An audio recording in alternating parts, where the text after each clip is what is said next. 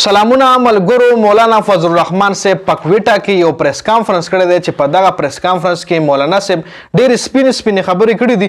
مولانا صاحب په دغه پریس کانفرنس کې اسټابلیشمنت ټارګټ کړی دی چې اسټابلیشمنت ته دا پیغام جاری کړی دی چې تاسو هر سیز م لیډ کوئ، تاسو هر سیز کې ګوتې مو وهئ.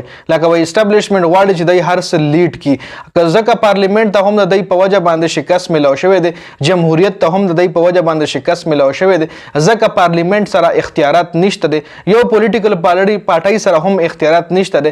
اسټابلیشمنت هر څه په خپل کول غواړي. دا مولانا صاحب په دغه اسټابلیشمنت باندې سخت تنقید کړی دی. مولانا صاحب دا هم ویلي دي چې موږ 300 کاله داسې د غلامۍ خلاف جدوجہد کړی دی، او که څوک وایي چې موږ به غلامان جوړ کړي نو دا د هغوی غلط فهمي ده. موږ هیڅ کله هم غلامان نشو جوړولی.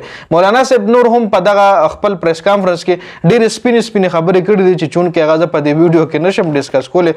تاسو له معلومه ده چې مطلب دا خبرو اجازت مونږ ته نشته دی.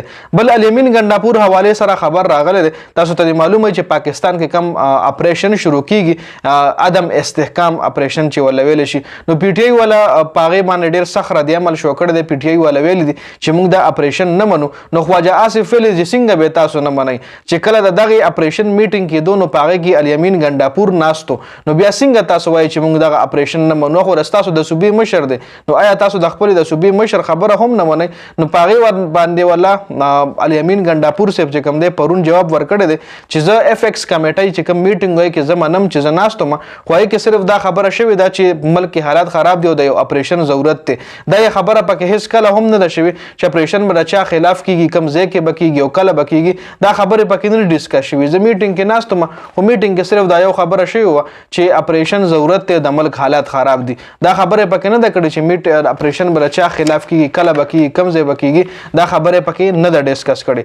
خبر اسلام آباد های کورټ نه د الیکشن کمیشن چې کوم کیس دی په هغې باندې ډېره غټه خوشخبري راغلې ده. اسلام آباد 3 حلقو چې کوم په 3 حلقو باندې د پی ټی آی چې کوم درخواستونه ورکړو چې دا حلقې مونږ ګټلې دي، نو په هغې باندې بیا سماعت چې کوم دی شروع کېدو والو چې هغه عدالت جسټس جهانګیري په عدالت کې په هغې باندې سماعت شروع کېدو والو چې جسټس جهانګیري پی ټی آی او د مسلم لیگ نون نه فارم 45 طلب کړی و چې بیا نون لیگ فارم 45 نشو جمع کولی، نو ډایرکټ الیکشن کمیشن ته لاړل چې مونږ په دې جج باندې یقین نشته او د په دې جج باندې زمونږ اعتراض دی او د پی ټی آی طرفداري کوي. نو بیا الیکشن کمیشن هم درخواست دایر کړو او بیا دغه فیصله چې کوم دا اسلام آباد های کورټ ته لاړه. د جسټس جهانګیري د عدالت نه دغه فیصله اسلام آباد های کورټ ته لاړه. نو په هغې باندې پرون یو ډېره زبردسته فیصله راغلې ده چې اسلام آباد های کورټ اکیل انجم د مسلم لیگ نون ایم ان ای ته ویلي دي چې راشه موږ ته ثابته کړه چې څنګه دا جسټس جهانګیري د پی ټی آی طرفداري کوي، موږ ته ثابته کړه، موږ له شو کړه. نو بیا هغه سره ماتې نه وې، هېڅ جواب ورسره نه و. او نو بیا چې کوم اسلام آباد های کورټ ته خواجه انجم اکیل انجم چې کوم دی د جرمانه کړی هم دی او کیس یې واپس جسټس جهانګیري عدالت ته شفت کړی دی. جسټس جهانګیري به په دغه 3 حلقو اسلام آباد چې کومې 3 حلقې دي په هغې باندې به دغه ټرایل چې کوم دی د جسټس جهانګیري په عدالت کې چلی.